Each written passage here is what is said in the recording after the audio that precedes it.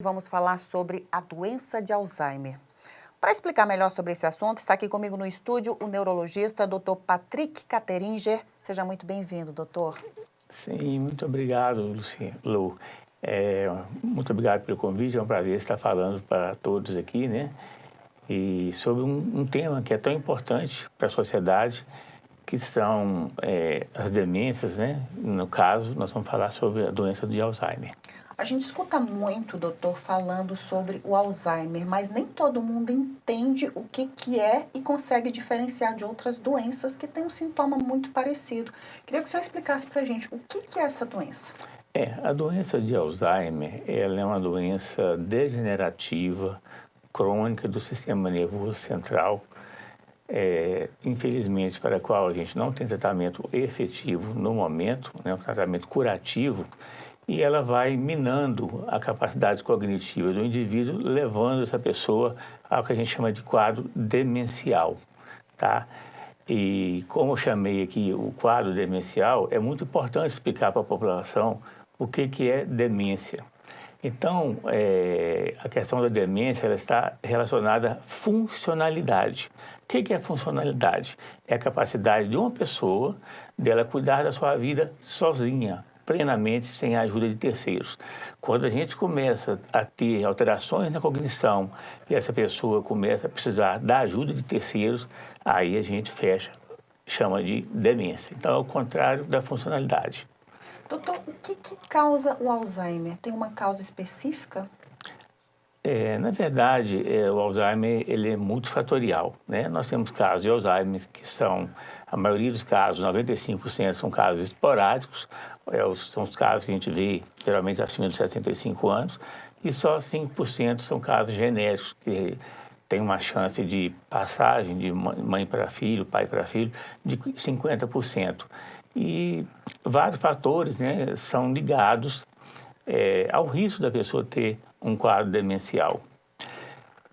Acredita-se que, atuando sobre 14 fatores de risco, a gente tem condições de evitar 50% dos casos de demência. Ou seja, pode prevenir. Sim, com certeza temos a prevenção. E eu vou falar rapidamente quais são esses 14 fatores de risco que são importantíssimos, né, para todos nós e que, às vezes, até pouco tempo atrás, nem eram sabidos. Vamos lá. Primeiro, baixa escolaridade. Já foi provado, quanto menos estudo a pessoa tem, maior a chance de ter Alzheimer. Nós temos perda auditiva, problemas de visão mal resolvidos, né? Nós temos diabetes mellitus, hipertensão arterial sistêmica, nós temos obesidade, sedentarismo, temos tabagismo, né? Temos também o uso excessivo de álcool, traumatismo craniano, depressão, isolamento social, são esses 14 fatores de risco, né? Então, nós temos a chance de 50% de redução. E falando em número, é importante a gente falar qual o número do Alzheimer no Brasil, né? Nós temos 1,7 milhões de pessoas no Brasil com a doença de Alzheimer. É muita coisa. E, infelizmente, 70% desses casos ainda não têm diagnósticos. Na população, na faixa dos 65 anos, nós temos 3,5% dessa população com a doença de Alzheimer. E a cada 5 anos, essa prevalência ela vai dobrando. Então, aos 70 nós temos já 7%, depois nós temos 14%, e por volta dos 80 anos, 30% a 40% da população idosa tem a doença de Alzheimer. Doutor, eu queria que o senhor pontuasse os sintomas e o que chama a atenção, que fala, não, essa pessoa de fato precisa ir a um médico. Sim, a doença de Alzheimer, na sua forma clássica, ela começa comprometendo a memória recente, a gente chama de memória episódica, né? Esses indivíduos eles começam a ficar mais repetitivos, eles fazem a mesma pergunta várias vezes, eles contam o mesmo caso várias vezes. E uma coisa interessante é que no início da doença, e só a memória recente comprometida, eles são capazes de contar com detalhes fatos ocorridos há anos atrás, mas não conseguem lembrar fatos que ocorreram nas últimas horas. Então, principalmente o déficit da memória recente que deve acender a luz para procurar o especialista. Tratamento, doutor, o tratamento quanto antes melhor? Sim, quanto antes a gente tiver o diagnóstico da doença de Alzheimer ou de qualquer outro quadro demencial, a gente já está mais que provado pelos trabalhos científicos que a gente consegue retardar a evolução da doença, na grande maioria dos casos, alguns melhorar os sintomas que já são presentes e, em outros, estabilizar a doença. Nós temos o tratamento farmacológico, né, e o tratamento não farmacológico.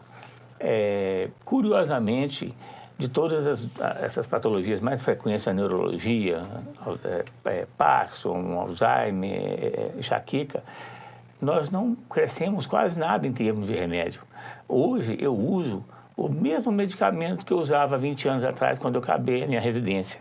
Então, nós não evoluímos praticamente nada no tratamento do Alzheimer. Tem 2 medicamentos que foram liberados pela Anvisa agora, no final de 2025 e janeiro de 2026. São medicamentos específicos e próprios para um subgrupo de pacientes com doença de Alzheimer e que tem se mostrado Mais promissor, eficaz, né? mais eficaz, que eles vão na origem do problema, que é a deposição da uma proteína que vai lesando o cérebro. Só que aqui nós temos a questão impeditiva financeira. O custo anual no tratamento com essas 2 drogas está na faixa de 200 mil a 270 mil reais. Inacessível, né? Inacessível para a maioria da população, né? E, inclusive, vai ser difícil a gente conseguir colocar essas medicações no SUS devido ao impacto que vai trazer. Às vezes, você vai gastar todo o dinheiro da saúde nessas medicações que estão aí começando a ser utilizadas agora e vai faltar dinheiro para coisas básicas. Doutor, eu queria muito agradecer a sua participação. Acho que é um tema que a gente poderia ficar conversando por horas aqui. Muito obrigada. Eu que agradeço, muito obrigado. O tempo é exíguo, mas nós passamos a ideia para a população.